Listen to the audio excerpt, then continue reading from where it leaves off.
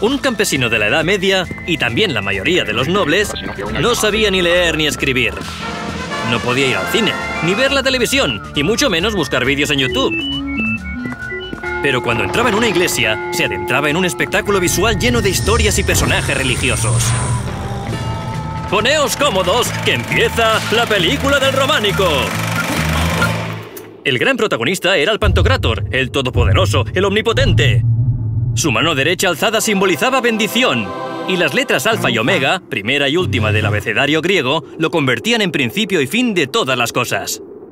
La mandorla mística que lo rodeaba evocaba el cielo, por eso era de color azul.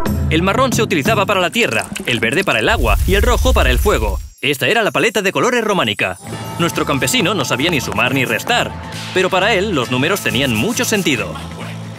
El 3, la Santísima Trinidad.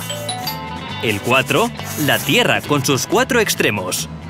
La posición también era importante. A levante se situaban las imágenes positivas. A poniente las negativas.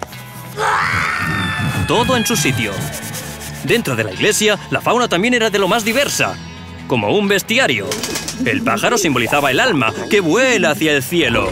El león y el águila eran valores de nobleza y fortaleza.